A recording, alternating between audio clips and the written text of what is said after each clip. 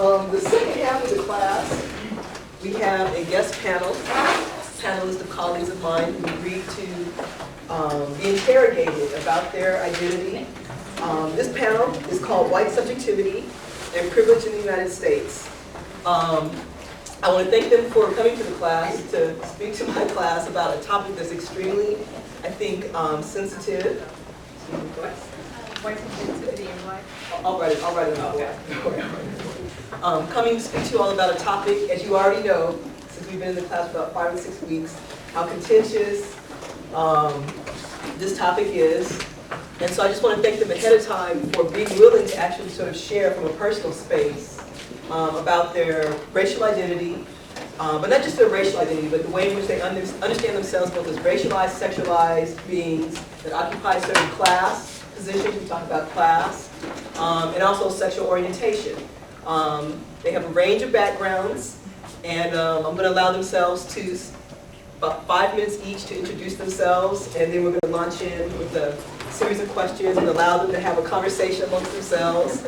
And please feel free, if you have questions, please feel free to ask them questions and engage them. It's all yours. Okay. Hey everybody, my name is Joe Fitzgerald. I'm originally from Schenectady, New York. Anybody ever hear of Schenectady? Great. Hopefully it wasn't because of a talk show, like Sally or something like that. I'm one of 10 kids. I have 7 sisters, 2 brothers. I graduated high school 20 years ago. My 20-year reunion is next month. After high school, I joined the Air Force. I was a dental lab tech. I made dentures for almost 15 years. I got the GI Bill money, put myself through school, and over the years, I had a bunch of different types of jobs as a janitor, as a bouncer, as a pizza delivery man, a bunch of different stuff. Right now, I'm a doctoral candidate in African American Studies here at Temple. I'm writing a biography of a civil rights activist. Her name is Gloria Richardson, and her story is important. That's why I'm doing it. My research interests are primarily women of the civil rights movement. I also have a subspecialty in feminist theory. I have a BA in Black Studies from SUNY New Paltz. I have an MA in Black Studies from State University of New York at Empire State College, and I'm here. So thanks a lot for having me. I appreciate you guys being here and sticking around for it, and I hope it's good.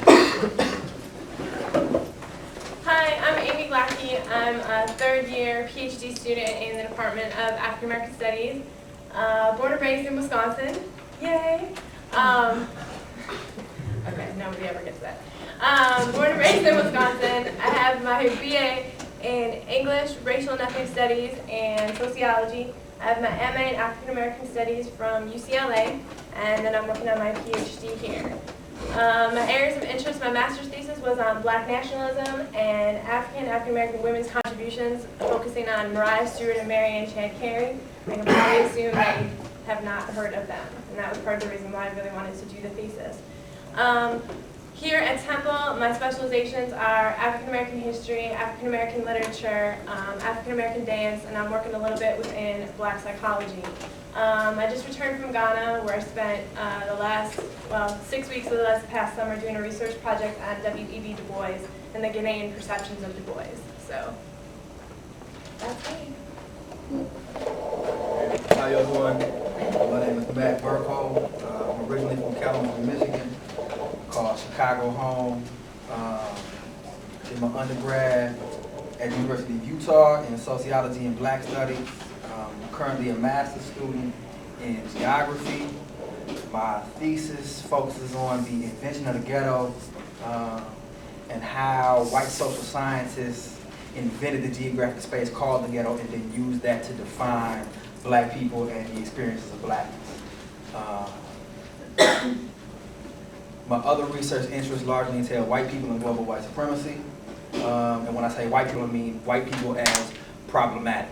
How it is that our mere existence contributes to a racist superstructure, a racist, essentially that a white way of being is a racist way of being.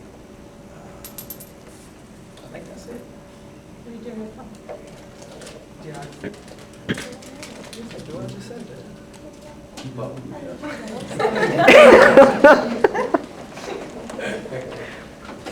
Try to be as quickly as possible.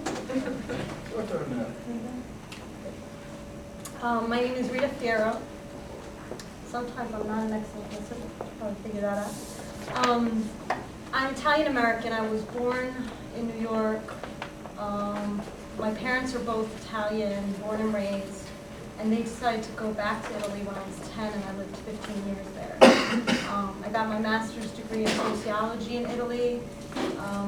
Came across, I don't know if by fate or by chance, Afrocentricity when I was in Italy. Because of course it's not publicized, it's not common for someone to come across such work in Italy. It's not as common as it is here. And I decided I wanted to know more about what was going on in the African American experience. I came back to the U.S., wrote my master's thesis in Italy. To get your master's thesis, you have to write a piece of work that is sort of like a dissertation here. So I basically wrote my master's thesis in Italy on African American identity and on how Afrocentricity was a result of the African American struggle in the United States. Got it published there. Decided to come back for my PhD. So I'm currently doing my PhD in African American Studies, like Joe and Amy. I am a sociologist, so one of the things that I also do is research. I've gotten into research evaluation. I'm currently working on several evaluation projects. One I've been working on for the past 3 years is a welfare to work program on campus for mothers who have lost their children to foster care. They're mainly African American women, and listening to their stories from a qualitative perspective has become basically my dissertation. Also, I do other things like evaluations in education and so on and so forth. So in terms of my research interests, I guess at this point it is African Americans in social work contexts and the realities of African American women who have lost their children to foster care. But I'm also very interested in looking at power dynamics in research. As a sociologist, I'm very aware of the power that a researcher has. And as an African American studies scholar, I'm also very aware of what that has meant to African American people and how it has oppressed African American people in the United States. So I'm very interested in looking at types of research that deconstruct those mechanisms of oppression and try to convert them or subvert them. I've also have an interest in Zora Neale Hurston, and I've looked at, in terms of looking at research and how research can be done positively, I looked at both W. Du Bois and Hurston and some of the things that I'm trying to write. So in terms of my research interest, I think that's about. I have one more thing I just forgot to mention. An additional research interest involves the white role in studying race and participating in a so-called anti-racist discourse or movement/activity. And Rita, could you very quickly, because you're assuming that everyone knows who Zora Neale Hurston is and W. Du Bois are. Who are they? Zora Neale Hurston is an African American anthropologist who emerged in the 1920s. Is anyone familiar with Boaz by any chance? Anyhow, he's a very famous anthropologist. Every time you get into anthropology, they'll say he's the father of anthropology. And Zora Neale Hurston did the work that she did the research for most of the work that he published. But she was not quoted, of course. And when it got time to writing her own dissertation, she was so overwhelmed by the amount of material that she had that she actually she never got it completed. So many people say she's not an anthropologist because she didn't get a formal degree.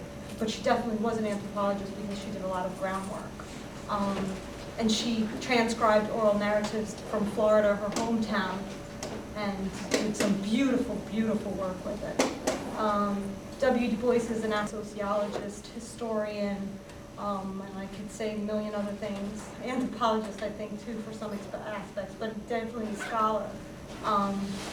Brilliant person that wrote as early as 1899 did an urban study on Philadelphia and on the African American population in Philadelphia. Come up.